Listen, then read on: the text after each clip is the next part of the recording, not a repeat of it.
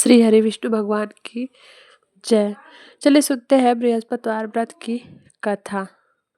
प्राचीन काल में एक ब्राह्मण रहता था। वह बहुत ही निर्धन था। उसको कोई संतान नहीं थी। उसकी स्त्री बहुत मालिनता के साथ रहती थी। वह स्नान नहीं करती, किसी देवता का पूजन नहीं करती। इससे ब्राह्मण देवता बड़े दुखी थे। बेचारे बहुत कुछ कहते थे किंतु उसका कुछ परिणाम न निकला। भगवान की कृपा से ब्राह्मण की स्त्री को कन्या रूपी रत्न पैदा हुई। कन्या बड़ी होने पर प्रातः स्नान करके विष्णु भगवान का पूजन व जाप करने लगी। बृहस्पतिवार का व्रत करने लगी। अपने पूजन पाठ को समाप्त करके विद्यालय जाती तो अपनी मुट्ठी में जौ भर के ले जाती और पाठशाला के मार्ग में डालती जाती। तब ये जौ स्वर्ण के हो जाते। लौटते समय उनको बीन कर घर ले आती। एक दिन वह बालिका सूप में उस सोने के जौ को फटक कर साफ कर रही थी कि उसके पिता ने देख लिया और कहा, हे बेटी, सोने के जौ को फटकने के लिए सोने का सूप होना चाहिए। दूसरे दिन बृहस्पतिवार था। उस कन्या ने व्रत रखा और बृहस्पति देव जी से प्रार्थना करके कहा, मैंने आपकी पूजा सच्चे मन से की है तो मेरे लिए सोने का सूप दे दो। बृहस्पति देव जी ने उसकी प्रार्थना स्वीकार कर ली। रोजाना की तरह वह कन्या जौ फैलाती हुई जाने लगी। जब लौटकर जौ बीन रही थी तो बृहस्पति देव की कृपा से सोने का सूप मिला।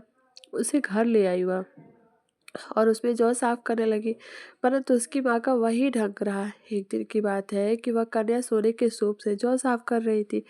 उस समय उस शहर का राजपुत्र वहां से होकर निकला। इस कन्या के रूप और कार्य को देखकर मोहित हो गया तथा अपने घर आकर भोजन तथा जल त्याग कर उदास होकर लेट गया। राजा को इस बात का पता लगा तो अपने प्रधानमंत्री के साथ उसके पास गए और बोले, हे बेटा, तुम्हें किस बात का कष्ट है? किसी ने अपमान किया है अथवा और जो अन्य कारण है सो कहो, मैं वही कार्य करूंगा जिससे तुम्हें प्रसन्नता हो। अपने पिता की राजकुमार ने बातें सुनी तो वह बोला, मुझे आपकी कृपा से किसी बात का दुख नहीं है।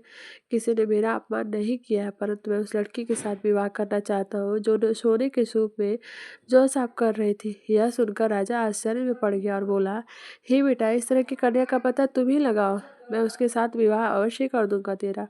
राजकुमार ने उस लड़की के घर का पता बतलाया। तब मंत्री उस लड़की के घर गए और ब्राह्मण देवता को सभी हाल बतलाया।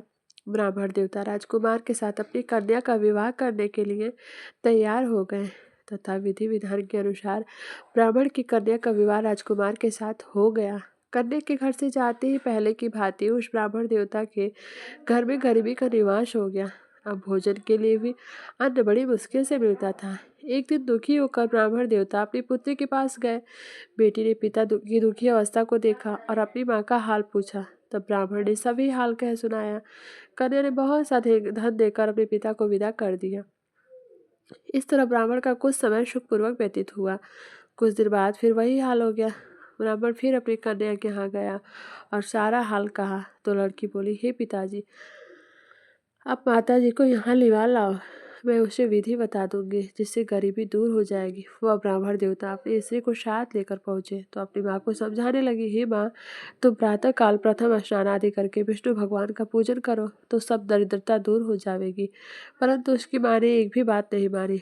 प्रातः काल उठकर अपनी पुत्री के बच्चों को जूठन को खा लिया। उससे इसकी पुत्री को बहुत ज्यादा गुस्सा आया और एक रात को कोठी से सभी सामान निकाल दिया और अपनी माँ को उसमें बंद कर दिया। प्रातःकाल उसमें से निकाला तथा स्नान आदि करा के पाठ करवाया तो उसकी माँ की बुद्धि भी ठीक हो गई और फिर प्रत्येक बृहस्पतिवार को व्रत करने लगी। इस व्रत के प्रभाव से उसके माँ बाप बहुत ही धनवान और पुत्रवान हो गए और बृहस्पति जी के प्रभाव से सुख लोक में सुख को भोग कर स्वर्ग को प्राप्त हुए। तो सब बोलो बृहस्पति भगवान की जय, विष्णु भगवान की जय। हमारी कथा कैसी लगी कमेंट बॉक्स में जरूर बताना। अच्छी लगे तो वीडियो को लाइक, चैनल को सब्सक्राइब, वीडियो को शेयर करना। तो चलिए फिर मिलते हैं, तब तक के लिए धन्यवाद।